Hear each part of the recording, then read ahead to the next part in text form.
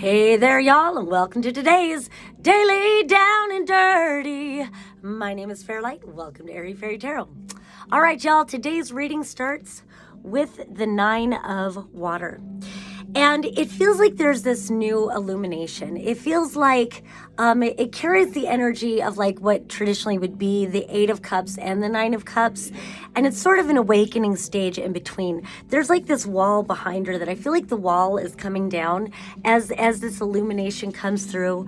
And sometimes we understand that we need things to fucking crumble in our lives because life isn't here necessarily to prove our fallacies right. And I'm not sure why that's how it wants to come through, but it's this like an illumination of the heart. So it feels like after spending time in the darkness, a long dark night of the soul or something like that, suddenly her heart is opening. And I don't know if you can see this third eye right here, but her eyes are opening. She sees, she understands.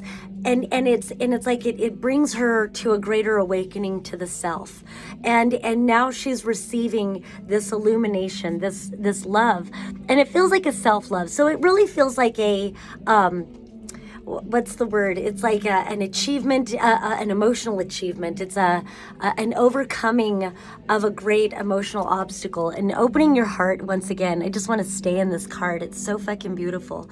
And again, and I love all the bubbles and everything, but again, it's just such a, it's like victory over heartache. And I don't know that victory is quite the word, but it does. It feels like being in such a long, sad state of being, like having a long, dark night of the soul, and then recognizing that life actually goes on and there is more and actually can be pretty good.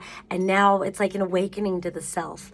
An awakening to a deeper truth, and understanding that all of the heartache and all of the darkness, that illumination of self, that illumination of the heart, it actually reveals to you a greater truth about who you are.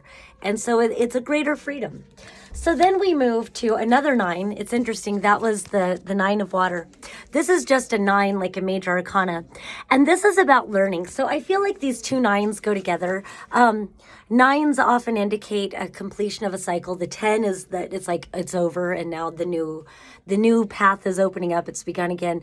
This is like a conclusion of something, and it's before you get to the 10, to the new, whatever the new thing will be. You've got this 9. So it's like in this illumination of self, it feels like it's brought you to a new realm of study, and that study could be your own self, or a new realm of something that you want to learn about, that you want to, my words, I didn't eat any Delta 9 today. That's the problem. No.